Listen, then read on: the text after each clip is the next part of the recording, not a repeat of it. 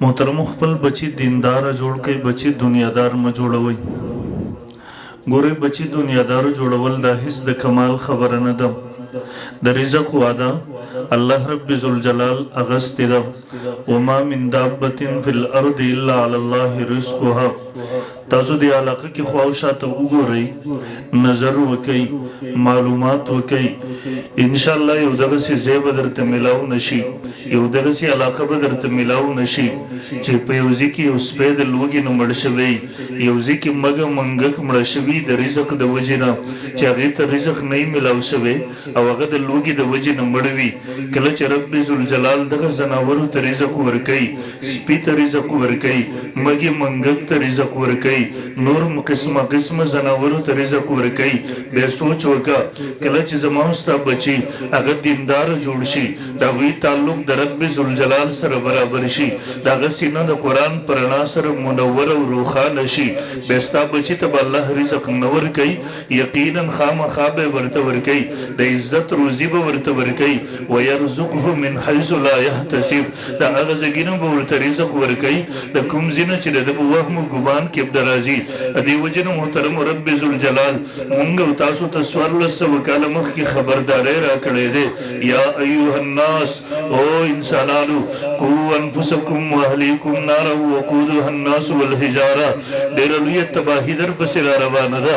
ډېره لویه بربادي در پسې را روانه ده ویښ شئ بیدار شئ د خپل ځانونه هم د هغه تباهۍ او هلاکت نه بچ کړئ د خپل اهل ویال هم بچ کړئ زه بلوچستان ته تللی وم یو ځای کې لوی اجتماع و ختم بخاري مانه مخکې یو شیخ صاحب بیان کوو د په د خپل بیان کې د یو مفتي صاحب د کتاب حواله ورکوله ویل هغه په خپل کتاب کې لیکلي دي زمونږ د علاقې یو ډېر مالداره سړی دی اربپتی دی یو بچی باندې تعلیم کوو سکول کالج یونیورسټي اعلی تعلیم دپاره بهر ملک ته ولېږو ول ډېره موده پس کله چې هغه بچي تعلیم پوره کړو ډګري یې واخیستله خپل کلي وطن ته واپس راتلو ول پلاره ورته په دغه ورځ باندې په خوراکونو باندې په مختلفو انتظاماتو استقبالیې باندې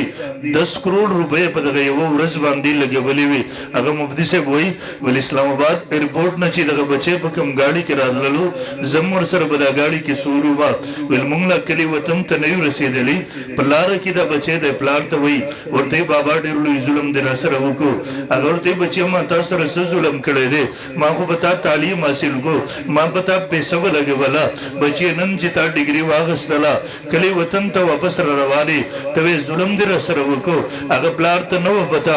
دغه بدقسمته بچي دې وخت کې ځنکدن شروع دی هغه ته نه وه پته دغه بدقسمته بچی د دومره لوی مشقتونو د دومره لوی مسافرۍ نه پس به واپس کور ته م ورسېږي هغه ته نه وه پته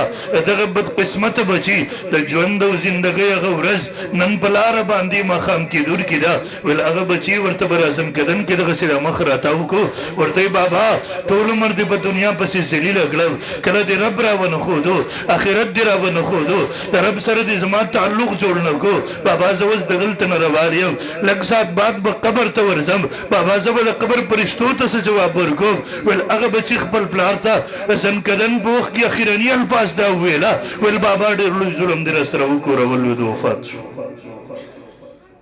محترم پر خپل بچو رحم وکړي دا دینداره جوړ کړي مونږ دا درته نه وایو چې تاسو د خپل بچي باندې تعلیم مه کوه ډاکټر یې مه جوړوه انجینیر یې مه جوړوه تر اوسه پورې به د یو عالم نه تاسو دا خبره نه یې اورېدلې دا درته ضرور وایو دغه بچي ته دین ور وښایه دا بچی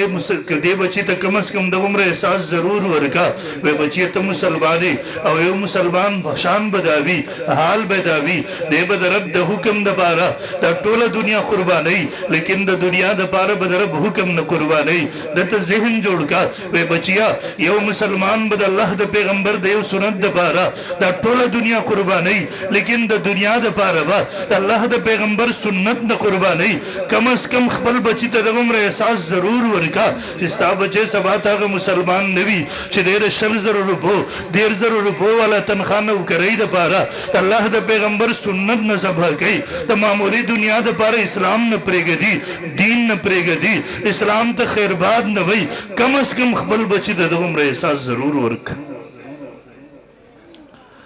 عمر بن عبدالعزیز رحم الله د نیمې دنیا نه په زیات باندې حکمرانو. کله چې دنیا نه تشریف وړو د مرګ نه مخکې د مدینې منورې یو ډېر مالداره سړی و. هغې ورته ویل د امیر المؤمنین دنیا نه ځې بچو ته هېڅ پرې نه ښودل. امیر المؤمنین ورته وایي ډېر یو ملنګ سړی و، درویش سړی و، تاریخ یې پاتې کړی دی. ورته وایي ویل حلال ما سره څه چې بچو ته یې پرېږدم، په حرامو مې خپل او د خپل بچو آخرت نه شو بربادولی. دی بیا ورته وایي امیر المؤمنین که ستا خوښه وي زه به د خپل مال نه ستا بچو ته څه حصه ورکړم. دی ورته وایي د دې ضرورت نشته دی. ورته وایي د دې ضرورت نشته دی. مونږ تاسو کې تللی وي که نه، یقین وکړئ یو سړي سره د خپل آخرت د عمر فکر نه وي، د خپلو بچو د آخرت فکر ورسره نه وي، لیکن د دنیا فکر یې ورسره دومره وي زه چې مړ شم زما دا بچی به څه خوري دا به څه کوي. حالانکې د رزق وعده الله اخیستې ده، د دې ذمه الله اخیستې ده، زموږ په ذمې نه ده لګولې. زه کله سوچ کوم زه هم دغه بچی چې دنیا کې د معمولي تکلیف موږ نشو برداشت کولی، معمولي د سر درد به در راشي، د بدن په بل ځای درد راشي، دا موږ په ډاکټرانو ګرځو، په هسپتالونو یې ګرځو، پیسه پې لګو، پیسه نه قرض ورته اخلو. لیکن که دغه بچي د رب سره تعلق جوړ نه شو، دا بچی دیندار نه شو، دا هم په دقسې حالت کې د دنیا نه رخصت شو، بیا هلته دغه بچی چې دنیا کې د ده سر درد ما نه شو برداشت کولی، هلته زما دغه بچی د جهنم په اور کې سوځېږي، بیا به دا څنګه برداشت کوو؟ بهرحال امیر المؤمنین ورته وایي د دې ضرورت نشته دی. امیر المؤمنین ولې نشته دی؟ دی ورته وایي ځکه ما د خپلو بچو تعلق د خپل رب د دربار سره جوړ کړی دی، ما خپلو بچو ته د خپل رب دربار ورښولی دی، ما د خپلو بچو رابطه د خپل رب سره جوړه کړې ده. زما نه وروسته که زما بچي بیکارو، زما د رب دربار یې پرې نښودلو، زما د رب سره رابطه کټ نه کړله، زما هغه بچي هغه زما نه وروسته بیکارو، بیا زما رب ډېر غیرتي ذات دی. انشاءالله زما رب به زما بچي نه ضایع کوي، لیکن که زما بچي زما نه وروسته دینداره ده، نیکان ده، زما د رب دربار یې پرېښودلو، زما د رب سره رابطه کټلله، زما د رب سره تعلق ختم کړلو، زما بچي زما نه وروسته نیکان نه و، بې ما ته پروا نشته خپل کار وکړي. مستقبل وښودل. د عمر بن عبدالعزیز رحمه الله د یو بچي په دسترخوان روزانه لکونه میلمانه وزر کېده، او د چا چې ورته خبره کول د هغه بچو مستقبل کې د مدینې منورې په کوڅو کې سوال کو، خیرات یې غونډه. دیو جن محترم خپل بچی دیندار ضرور جوړ کې جوړو به انشاءالله، زور وای انشاءالله. او شیخ الاسلام حضرت مولانا مفتی محمد تقی عثماني صاحب دامت برکاتهم الله علیه خو لیکلي دي په بچی چې د قرآن نه زده کړی تر هغه وخته پورې به بل څه قسمه تعلیم حاصله. اول ضروري ده په دې بچي د قرآن خامخا زده کړه، دا به کوو که نه انشاءالله. دویم نمبر محترم موږ تاسو مسلمانان یو، لیکن دې معاشره کې تاسو وګورئ نن 98% مسلمانان پر قرآن نه پوهېږي، الفاظ یې موږ ته نه راځي، ترجمه یې موږ ته نه راځي، په مطلب یې نه پوهېږو. او صرف دا نه چې نه پوهېږو، نن د دې ضرورت د سره مسلمان نه محسوسوي، د سره دغه احساس نه کوي چې زه د رب په د کتاب ولې نه پوهېږم. نن مسلمان سره د الله دغه مظلوم کتاب دپاره وخت نشته دی. یقین وکړه نن موږ د موبایل لپاره وخت لرو، د انګریزۍ د کتاب دپاره وخت لرو، لیکن د رب دغه مظلوم کتاب دپاره زموږ سره وخت نشته دی. نن مسلمان هغه د انګریزۍ په کتاب ځان پوهول ضروري ګڼي، په موبایل باندې ځان پوهول ضروري ګڼي، لیکن د رب په دغه کتاب باندې د ځان پوهول ضروري نه ګڼي. نن مسلمان د رب دغه کتاب ته د انګریزۍ د کتاب هم اهمیت ورکولو ته نه دی تیار، د رب دغه مظلوم کتاب ته دی د موبایل هم حیثیت ورکولو ته نه دی تیار. د دې وجې نه محترمو بیګا ته چې لاړ شئ وده شئ، چې کله وده کېږئ د دغې نه مخکې یو سوچ ځان سره ضرور وکړئ. حدیث کې راځي تاسو خپل ځان سره حساب وکړئ مخکې د دې نه چې تاسو سره حساب وشي. د خپل ضمیر ته بیګا لږ مخاطب شه، د لږ ساعت دپاره مخاطب کا، ته ته ووایه عمر ژوند زندګي دې تېره شوله، دلته هر عمر کسان ناست دي، 40 کالو والا شته دی، 50 کالو والا شته دی، درته ووایه دومره ژوند او زندګي دې تېره شوله، ګیره د ویښتان د سپین شولو 13 کاله دې تیر شو 40 کاله دې تیر شو ابس تیر شو تر اوسه پورې په دغه عمر ژوند کې تا د رب د کتاب سره ځان اشنا نه کړو تر اوسه پورې ستا ژبه د الله د کتاب سره ناشنا ده ستا زړه د رب د کتاب سره ناشنا دی ستا دل او دماغ د رب د کتاب سره ناشنا دي ستا ژوند او زندگی د رب د کتاب سره ناشنا ده ستا کور د رب د کتاب سره ناشنا دی کم از کم دته ووایا وایي که په دغسې حالت کې ته مړ شوې د دنیا نه لاړې تباه و برباد به شې که په دغسې حالت کې ته د دنیا نه لاړې په دې قبر کې به د رب ستاسو ته څه جواب ورکړې دته ووایا که په دغسې حالت کې ته د دنیا نه رخصت شوې چې ته د رب د کتاب سره ناشنا یې بیا چې هلته د رب دربار ته ورشې څه به ورته وایې رب ذوالجلاله ژوند تاله کړی و زندګي تاله کړې وه صحت تاله کړی و ستا بلا شی نعمتونه مې استعمالول لیکن ستا د کتاب دپاره زما سره وخت نه و بیا به څه ورته وایو څه حالت به وي کله چې دا کتاب د رب ذوالجلال دربار ته زما او ستا خلاف راشي فریاد کوي جګړه کوي یا حدیث کې راځي دا هغه جګړالو دی د جګړه منلی شوې ده د هغه سفارشي دی د سفارش منلی شوی دی کله چې یو طرف ته دا قرآن د رب دربار ته راشي بل طرف ته پیغمبر راشي وقال الرسول یا رب ان قوم اتخذوا هذا القرآن مهجورا یا الله زما دې قوم دا قرآن پرېښودی و دی شاته غورځولی و د تیره موبایل عمره حیثیت نه ورکړی د تیره انګریزۍ د کتاب عمره اهمیت نه ورکړی مسلمان دومره سوچ وکړه بیا زما ستا په تباهۍ او هلاکت کې څه شک دی الله هم دې دغه تباهۍ او هلاکت نه وساتي امیر ووایي محترم بیګا ته چې ځان سره دغه سوچ او فکر وکړې سهار ته راشه الله مخلص علما قاریان درکړي دي سهار ته که راغلی د دې دروازې به درته ګلاب وي انشاءالله بیګا ته که راغلی درته به ګلاب وي دا به نه بندېږي ورته ویل مولوي صاحب قاري صاحب قاري وسیم الله صاحب قاري قدرت الله صاحب ما بیګا ځان سره سوچ کړی زما ژوند او زندګي خو بس تېره شوله ما نه ژوند تېر شو زه تر اوسه پورې د رب د کتاب سره نه یم اشنا زما ژوند او زندگی په زول تېره شوله ابس تېره شوله زه مزید ژوند ابس تېرول نه غواړم ما ته قرآن شروع که زه قرآن زده کول غواړم دا به کوو انشاءالله لږ ټول ووایي راسره انشاءالله یقین وکړه ستا عجیبه منظره به وي چې سپین ږیری کاکا هم قرآن راغستی جومات کې ناست وي هغه سره بچی هم ناسي نوسی هم ناسي قرآن یې راغستی دا به دومره عجیبه منظرې قسم دی فرشتې به رشک کوي رشک په مو تاسو دا به کوو انشاءالله ګورئ د 40 ګنټې ژوند دی زموږ ستاسو دا د دنیا لپاره تېرېږي هسې سوچ ورته وکئ دا رب راته دا ژوند او زندګي را کړې ده ایا زموږ سره په دغه ژوند او زندګۍ کې چې رب راته را کړې ده د هغه د کتاب دپاره وخت نشته دی 24 ګنټې هم دنیا ته ورکړي او ما ډېر مخکې څو کاله تېر شو یو کس راته قصه کوله ویل زموږ علاقه کې یو ډېر مالداره سړی و د پړپوس یې ویل خراب شو پړپوس هغه وخت کې کوم یورپي ملک یې ده ویل هلته بوتلو علاج دپاره هغوی ته په هغه وخت کې 15 کروړه روپۍ جمع کړې ورته ویله ویل که یو چا اسکرین ټوکو به دغسې حالت کې راوړو هغه وفات شو بیا به د هغې وارثانو اجازت کوو هغه به ترې وباسو د کې به یې ولګو ګوره دا هر څه ما تا ته الله تعالی مفت را کړي دي آیا دغه رب چې دومره نعمتونه یې را کړي دي د هغه رب د کتاب دپاره زموږ او ستاسو سره وخت نشته دی د دې وجې نه محترمو 40 ګنټې هم دنیا ته ورکړي دي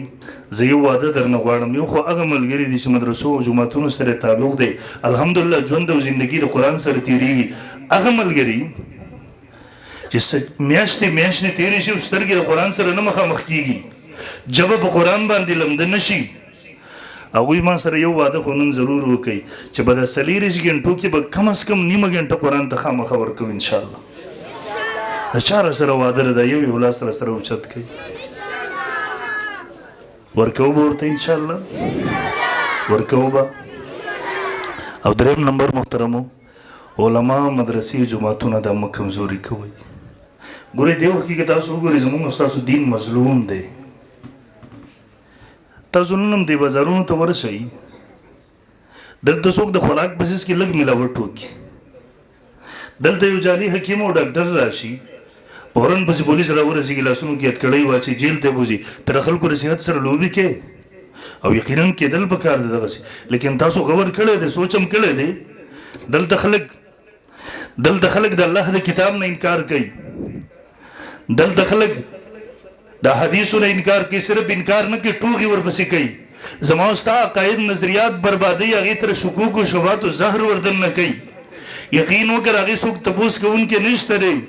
ولی نشته دی؟ ځکه دلته دین لاوارثه دی، دلته قرآن لاوارثه دی، دلته ګیره او پګړۍ مظلومه ده، دلته شاعر الله مظلوم دي، دلته جماعت مدرسه مظلوم دي، دلته د ختم نبوت غونته کې حساسه مسله تر هغه وخته پورې د حکمران طبقې په سمج کې نه راتلله، تر څو پورې چې 30-40 هزار ځوانانو هغه شهادتونه نه وو پیش کړي، قربانۍ یې نه وې پیش کړي، دنیا بچي نه وو یتیمان شوي، دنیا میادې نه وې کونډې شوي. دلته د ناموس رسالت غونته کې حساس مسله تر هغه وخت پورې د برسر اقتدار طبقې زما او ستا د جج او قاضي په ذهن کې نه راتلله، تر څو پورې چې د غازي خالد فیصل غونته کې ځوانان پورته شوي دي په دغه عدالتونو کې درنه هغه د ګستاخانو ککرۍ نه وې ورانې کړي.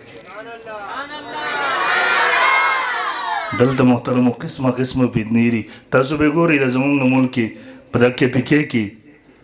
د تراویحو د انکار نه یو شروع شوی و، او اوس د رسول الله صلی الله علیه وسلم د رسالت په انکار باندې ولاړ دی. د منیر شاکر په نوم هغه فتنه تاسو پیژنئ. یقین وکړه بله ورځ یو انټرویو ما واورېدله، په د فیسبوک باندې شته دی. دنه تپوس کې د امت کې اختلاف ولې دی؟ دا ورته وایي یاره د دې وجه احادیث دي. وایي د احادیثو کې مجوسو دومره ملاوټ کړی دی نعوذ بالله چې اوس موږ ته دا پته نه لګي په دې کې د رسول الله حدیث کم دی، په دې کې هغه ملاوټ کم دی. هغوی دا قرآن په خپله رسول الله صلی الله علیه وسلم لیکلی دی، امت ته ورکړی دی، حدیث 200 کاله وروسته لیکلی شوي دي. او عجیبه دا ده د دې قرآن خو د حفاظت ذمه رب ذوالجلال اخیستې ده. او قرآن څه ته ویل کېږي؟ هو اسم للنظم والمعنی جميعا. قرآن د الفاظ او معنی دواړو ته ویلی کېږي، نه خو قرآن صرف الفاظو ته ویلی شي، نه صرف معنی ته ویلی شي. عجیبه دا ده رب یې د حفاظت ذمه واخیستله، بیا د هغې الفاظ محفوظ را ورسېدل، احادیث چې د هغې معنی ده په هغې کې خلکو ګډوډوالی وکړو، د رب هغه وعده چېرته لاړله. بیا عجیبه خبره دا ده د قرآن الفاظ صحیح را ورسېدله، معنی صحیح را نه رسېده. ولې ویل خلکو پکې ملاوټ وکړو. نو ظالمه کومو علماو چې موږ ته دا احادیث را رسولې، هغه علماو خو موږ ته قرآن هم را رسولی. کوم چې د احادیثو راویان دي دغه راویان د قرآن هم دي. احادیث صحیح را ورسې، احادیثو کې ګډوډ وکړو، بیا صحیح اعتماد کېدی شي چې قرآن به هغوی صحیح را رسولی. احادیثو کې تحریف وشو، په دغه قرآن کې په طریق اولا سره بیا تحریف شوی نعوذ بالله. ويرى رب خو دې د حفاظت ذمه اخیستې ده که نه، انا نحن نزلنا الذکر وانا له لحافظون. تا ته دا آیات چا ویلی دی؟ الله درته برای راست ویلی دی؟ دا آیات خو همدغه علماو را رسولی دی. دغه علماو که په حدیثو کې ګډوډ کړي بیا به په دغه آیات کې نعوذ بالله خامخا ګډوډ کړي. او محترمو کم سړی چې حدیث نه مني دا قرآن کلم نشي منلی. کم سړی چې حدیث نه مني دا اسلام کلم نشي بدلی. کم سړی چې حدیث نه مني دا د قرآن دشمن دی، دا د اسلام دشمن دی، دا د رسول الله د هغه راوړي دین دشمن دی. ځکه قرآن منلو دپاره اولنی بنیاد احادیث دی. حدیث به مني بیا به قرآن مني. تاسو وګورئ دا موږ تاسو 5 ټیمه مونځ کوو، دا قرآن ته اوچت که په دې کې د مونځ حکم شته دی، اقیم الصلات مونځ قایم کوي، ځای په ځای قرآن حکم کوي. لیکن دې کې 5 ټیمه مونځ د هغې د اوقاتو تفصیلات نشته دی. دې قرآن کې 5 ټیمه مونځ اذان اقامت مونږ تاسو کوو، د دې تفصیلات نشته دی. د مونځ د رکعتونو تفصیلات په دې قرآن کې نشته دی. ما او تا په دغه د مونځ تفصیلات شکل صورت هیئت د دې ذکر په قرآن کې نشته دی. دا قرآن اوچت کا. دې کې د زکات حکم شته دی، په دې کې د روژې حکم شته دی، په دې کې د حج حکم شته دی، په دې کې د سود حرمت شته دی. لیکن د دې تفصیلات نشته دی. دا ټول تفصیلات په احادیثو کې دي. یو سړی چې احادیث نه مني ستا دین خو یې ونړو، بیا ما ته به څه پسې ځو بیا. او هغه ظالم یقین وکړه زموږ ستاسو په دین په مسلماتو په بنیادي څیزونو باندې حملهور دی. هغه پل صراط نه مني، حوض کوثر نه مني، شفاعت د رسول الله صلی الله علیه وسلم نه مني، معجزات د انبیاء کرامو نه مني، هغه د احادیث نه مني، اطاعت د رسول الله صلی الله علیه وسلم نه مني، هغه زما استاد متواترات د دین معراج نه مني. داسې ګڼ متواترات دین په هغې پسې ټوغې کوي، استهزا ورپسې کوي. د وخت کې هغه کلاو وایي 1400 کاله په دا قرآن څوک نه دي پوه شوي. خو دا قرآن خو یو تواتر لري، دا نبی علیه السلام نه صحابو زده کړی دی. اصحابو نه به تعبیرو تعبیرونه به تب تعبیرو مسلسل د خبره دغه سره روانه ده په هر وخت کې دومره ډیرو خلکو نقل کړي دي روایت کړي دي چې عقل دا نه مني چې دا ټول په دروغ باندې متفق شي او دروغ دي دومره ډیر خلک مخکې را نقل کړي دا قرآن په تواتر سره راغلی دی احادیث په تواتر سره راغلی دي دین په تواتر سره راغلی دی عجیبه ده 1400 کاله به څوک بوی نه شو د دین هغه تواتر خو ختم شو بنیاد یې وایستلی شو عجیبه ده 1400 کاله په دین څوک نه پوه شوی بیا ته بېله کوم ځای نه پوهېږي په تا نوي وحی راځي دې وخت کې دې وجې نه محترمو زه تفصیل نه کوم صرف دغه هم د تاسو ته درخواست کوم د خپل ایمان حفاظت وکړئ ایمان د خپل دین یقین وکړئ یو مسلمان دلته مونږ سره 5 ټیمه مونځ کوي مونږ ته خوند نه راکوي د ختم قرآن موضوع ده هغې کې مونږ هغه طرفونو ته لاړ شو قسم دی ستاسو غم را سره دی د دې ویل هم دغسې اسان نه دي دا د سرونو په قیمت باندې کېږي لیکن ستاسو د بچو د آخرت فکر مونږ سره دی والله که بل څه تکلیف یې مونږ ته دلته یو مسلمان مونږ سره 5 ټیمه مونځ کوي روژه نیسي زکات ورکوي حج له ځي روژه نیسي دا د مسلمان مور په غېږ کې لوی شوی دی دا خپل ځان ته مسلمان وایي دا د جنت تمه لري امید لري لیکن په دا فیسبوک باندې دغسې ملعونین مرتدین اوري ایمان یې ګډوډ شو عقیده کې ګډوډوالی راغی کوم عقیده چې د زړه سره تعلق ساتي هغه عقیده کې ګډوډوالی راغی په دې حالت کې دی وفات شو علما ناست دي قسم دی دغه سړی چې سره د دې 5 ټیمه مونځ یې کوو حج یې کوو زکات یې ورکوو ځان ته مسلمان وایو د مسلمان مور په غېږ کې لوی شوی و چونکې عقیده یې برباده شوې د ټول عمر دپاره دی جهنم ته لاړو الله دې زموږ حفاظت وکړي د دې وجې نه په دا میډیا ځان وساتئ خوند دپاره مه اورئ دا څیزونه دغسې څیز درته کوم پیج باندې راشي هغه بلاک کوي خوندونه د دې نه مه حاصلوئ یو څوک چې په پلار پسې ټوغې کوي خوند دپاره اورئ نو دا خو ستا د پیغمبر په دین پسې ټوغې کوي او د هغه ظالم دومره مرداره لهجه ده د پیغمبر په باره کې دومره بېباکه دی دومره خطرناک دی دومره مرداره لهجه د قسم دی که یو هندو هم دغسې ژبه استعمالولی شي د پیغمبر باره کې پر المحترم عرض کوو د خپل دین حفاظت وکړئ خپل عقیده نظریه باندې مضبوط ودرېږئ دا قسم خلک ما اورئ محترم عرض کوو خپل علما مدرسې مضبوطې وسئ نه پوره کفر غواړي چې دا کمزوري کې ځکه هغوی ته پته ده تر څو چې دا نه کمزوري شوي تر هغه وخته پورې د مسلمانانو تهذیب بربادول نظریه بربادول دا ممکن نه دي هغوی اوس د دې د کمزوري کولو کوشش کوي منصوبې جوړې کړي دي د هر طرف نه په دغې باندې هغه کوششونو کې دي منصوبو کې دي لیکن مسلمانانو ورونو دا چاته کمزوري کولو ته مه ورکوئ د خپل کلي د محلې په جومات کې چې معمولي مدرسه ده دا لویه وګڼه د دې د مضبوطولو کوشش وکړه دا مه کمزوري کوه په هېڅ اعتبار سره چې دا درنه کمزورۍ ته رانړ شي روزانه په بنیاد کوشش کوه چې د دې ترقي به شي دا نور هم ترقۍ په لاره باندې روانه شي قسم دی که دا کمزوري شو روان نسل به بې دین نه پېژني ایمان به نه پېژني حیا به نه پېژني غیرت به نه پېژني قرآن به نه پېژني کم از کم د خپل را روان نسل په خاطر باندې هغوی ته د صحیح دین او تهذیب ور منتقل کولو په خاطر باندې د مدرسې مضبوطې وساتئ ساتو به انشاءالله مضبوطول به دغسې 5 بچې خدای درکړي دي دا یو که زیات نه وي دا یو بچی خدای عالم جوړ کړه جوړو به انشاءالله او یقین وکړه چې مر در باندې راغی سترګې دې پټې شوې دې قبر ته ورشي دقه یو بچی به دې په کار راځي امیدونه او تمه به دې د ده نه وي نیکې وړوکې ماشوم راغلی چار یې وي دې دغه والا کې تاسو دې ته وګورئ ګوره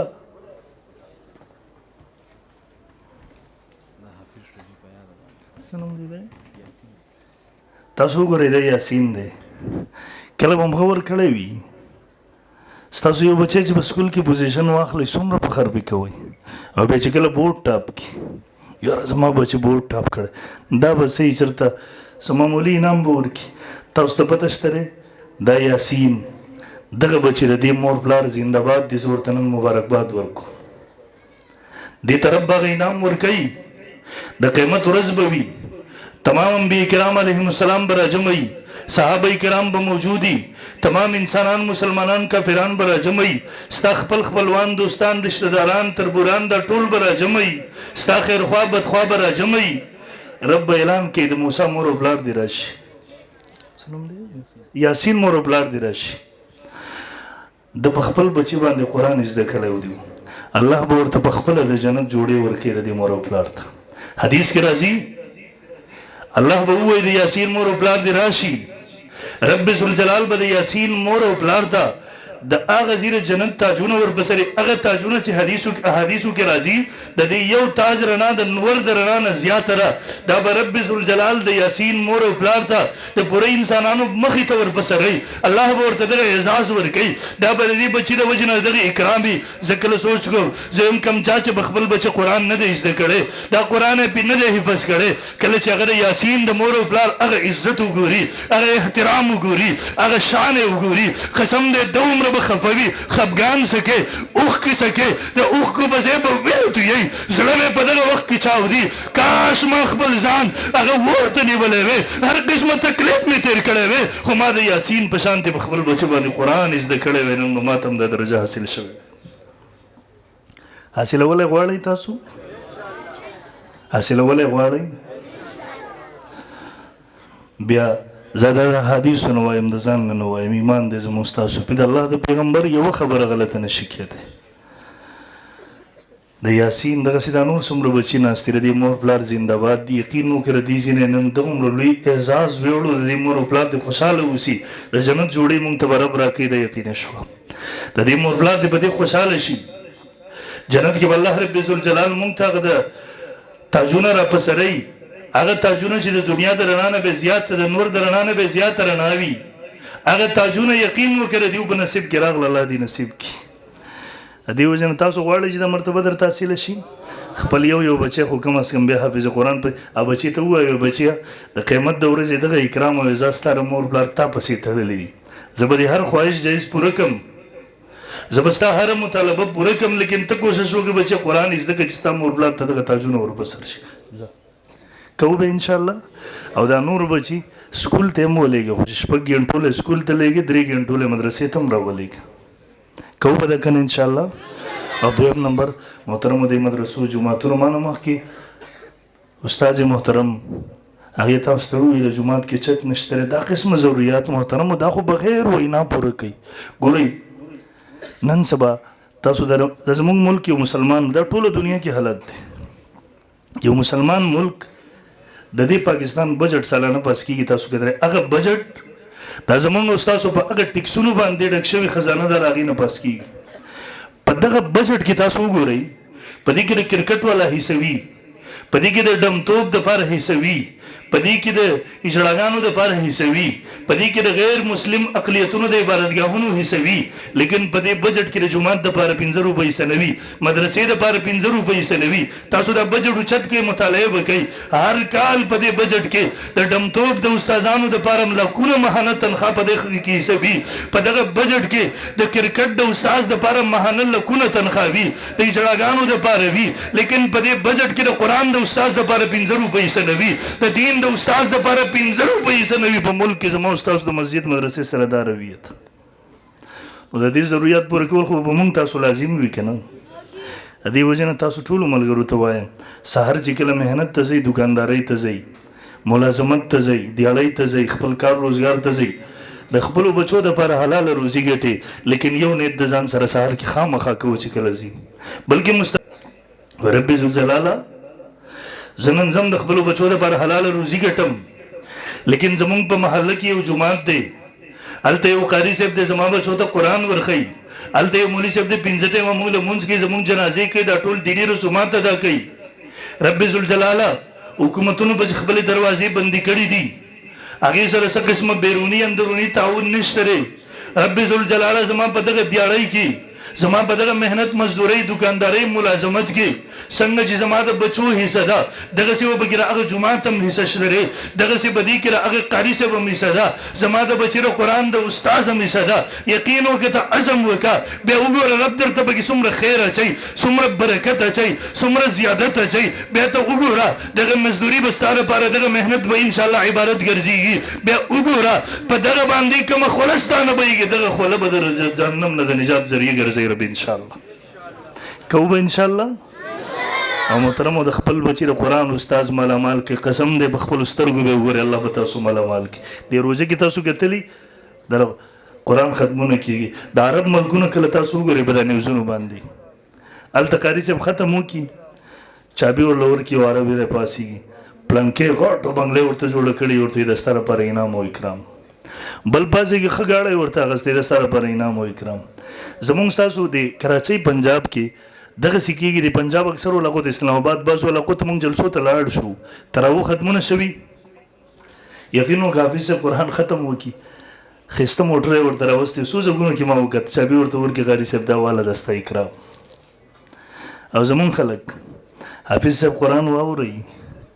نو 500 روپۍ ورکو او 1000 روپۍ زر پیرې تپوس کو چې دا به جایز وي او که جایز به نه وي. یقین وکړه دې کې هېڅ اختلاف نشته چې قاري صاحب ختم وکړو هغه درنه څه نه دي غوښتي نه د هغه په نیت کې شته دی نه تا په دغې باندې راوستی دی قرآن ختم کو ته ورله په اکرام اعزاز کې کروڑونه ورکړې په دې کې هېڅ اختلاف نشته دی دغه جایز دي. نو دې وجې نه د خپل بچو د قرآن استاز دا مالامال کې الله به تاسو مالامال کې. د خپل مسجدونو د خپل مدرسو د خپل علماو خیال وساتئ کوو به در کنه انشاءالله العزیز. بهرحال خپل بچي به دینداره جوړو کنه انشاءالله کوو به انشاءالله. او د دغه جوماتونو مدرسې خصوصا د دغه علماو قاریانو سره به تعاون کوو انشاءالله العزیز. ماړه ماشومانو ته نه وایم د مشرانو ته وایم ټول ووایي انشاءالله کوو به انشاءالله. د چا واده د راسره د لاسونه راسره اوچت کړئ دا واده دی انشاءالله. او اخره کې درته بیا ووایم دا د منیر شاکر والا کومه فتنه ده د ارتداد مهم دی د کفر مهم دی چې لږې ځان ورنه وساتئ. الله دې عمل کولو توفیق راکړي. و آخر دعوانا الحمدلله.